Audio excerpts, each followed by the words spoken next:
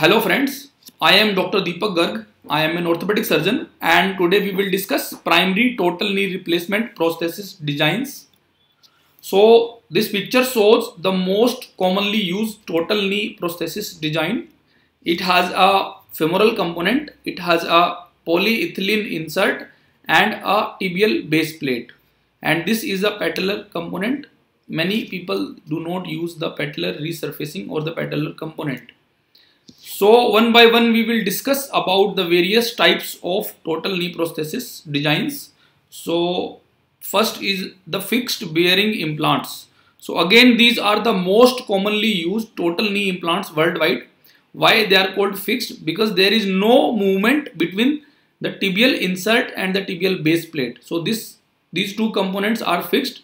So the movement happens between the femoral component and the tibial insert.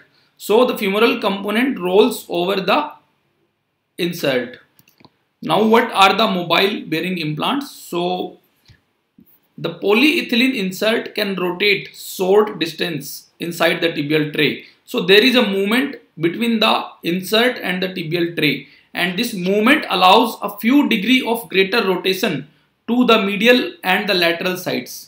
And because there is a movement between the tibial insert and the tibial base plate, so these implants will need more support from the ligaments surrounding the knee. So the failure rate is a little bit higher as compared to the fixed bearing. But there are no studies, no consensus that indicate that mobile bearing implants have better durability, improvement in pain or improvement of function than a fixed bearing design.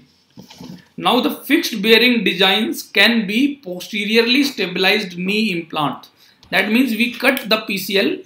Then if we cut the PCL, then there should be something to support for the knee to act as a PCL. So that is a post and the cam mechanism. So as we can see from the figure, there is a post and a cam mechanism here, which will compensate for the missing PCL.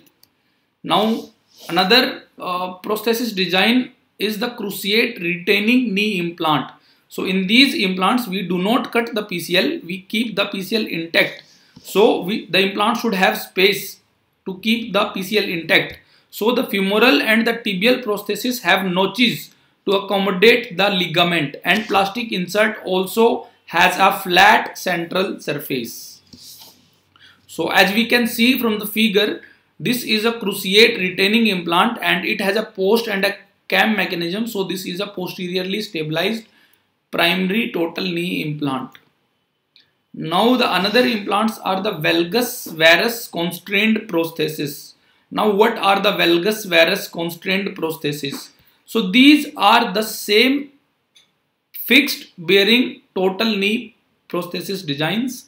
The only difference is in the insert. The insert with the valgus varus constrained prosthesis will have a enlarged or a larger post. So the post is large, so it will give a valgus varus stability. So this is used in patients with mediolateral instability.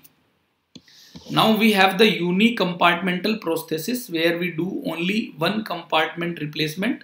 So in this we do not cut ACL or PCL and we surface only one side of the knee and we use only one compartment for replacement surgeries. So this was about the primary total knee replacement prosthesis designs. Thank you guys. Thank you very much.